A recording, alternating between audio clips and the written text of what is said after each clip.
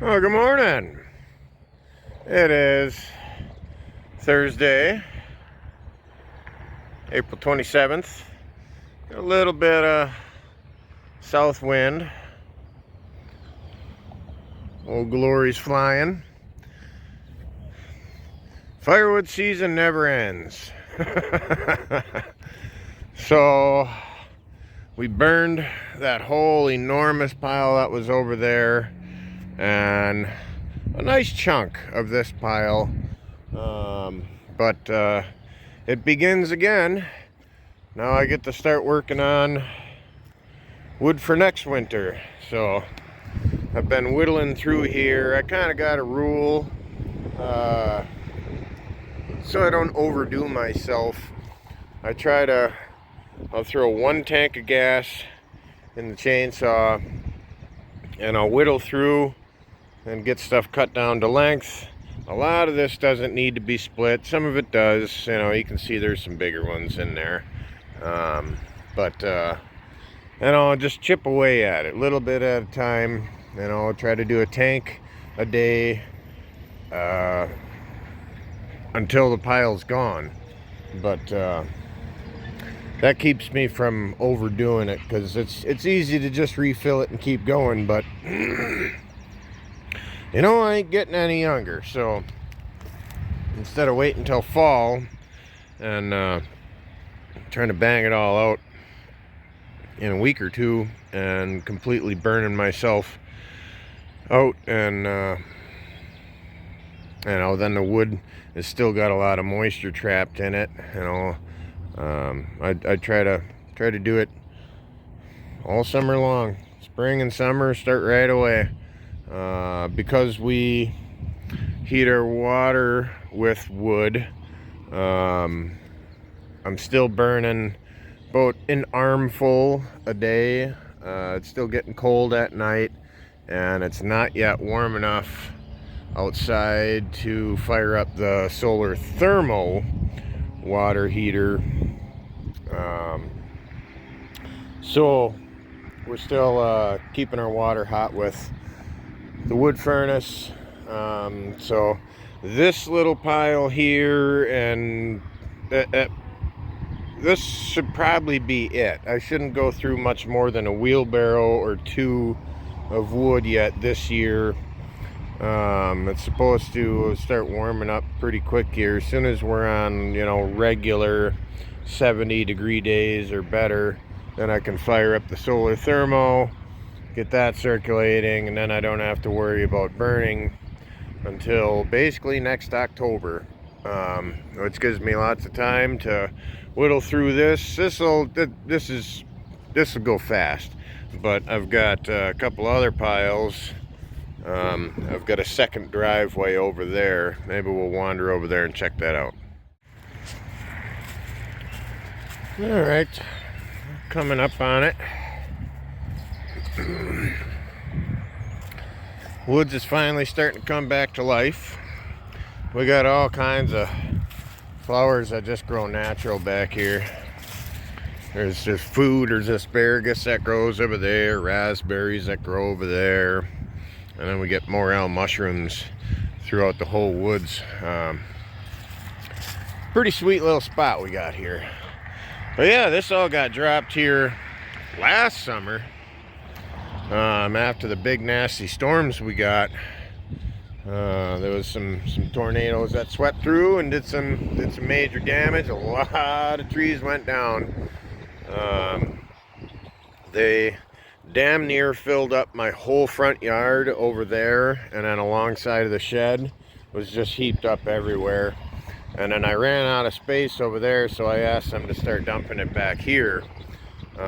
There's 4 different tree services that just, you know, when they get hired to remove a tree, or 2 or 3 or whatever, you know, hired for a job, if they're working in the area,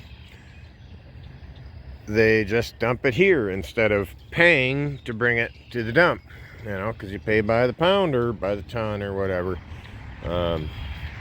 See, I started whittling away at some of this, some of the smaller stuff. Some of these big guys, That one in particular, that's a really nice log. That's actually a veneer log.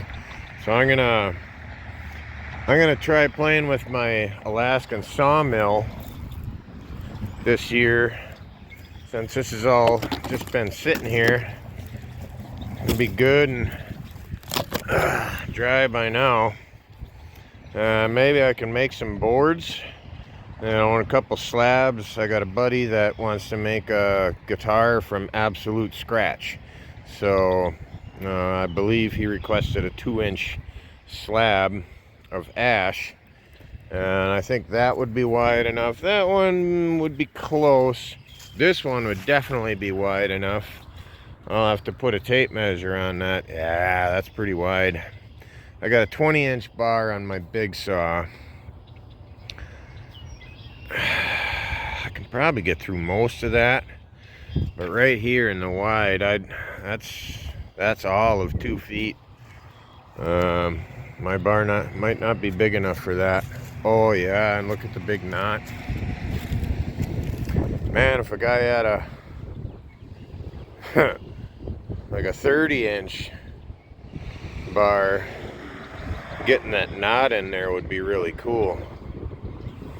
That'd make a really cool, like a bar top. I'm sure that looks really neat inside of there. Then we got a mix of black walnut, ash, there's some maple, a little bit of oak, and it's mostly ash. But yeah, the work never stops. Living off grid is very gratifying and satisfying, you know, at nighttime when the wind picks up and sun's down, but there's still power coming into the batteries. That's pretty sweet. There's another big chunk of ash right here. I dragged that out with a tractor.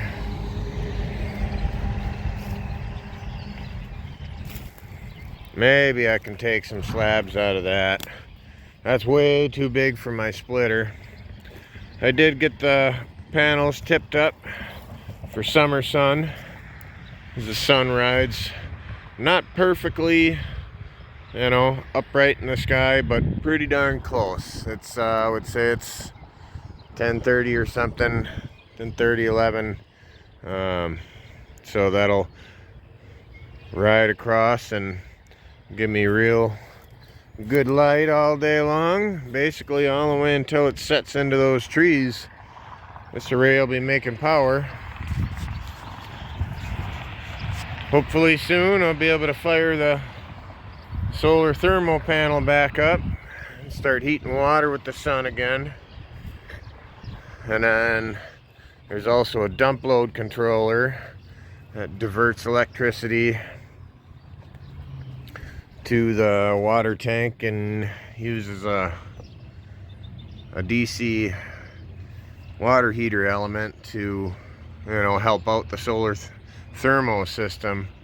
So on really sunny days when we got just tons of power coming in, instead of the system shutting down the turbine and shutting down the panels, it allows that power to keep on coming in and help heat the water.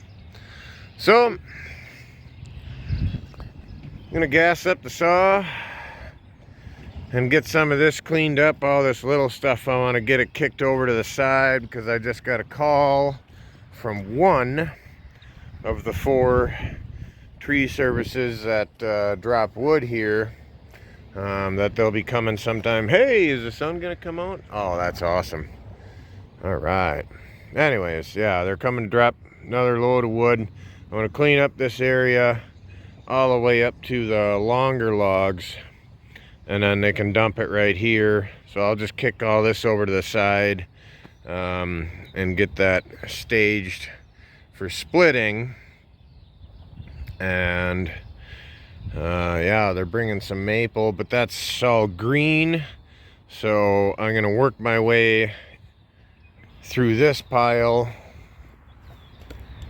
from the back to the front and let this stuff sit, let the new stuff, once this is gone obviously, let the new stuff sit in the sun and the wind for a little bit before I start whittling into it.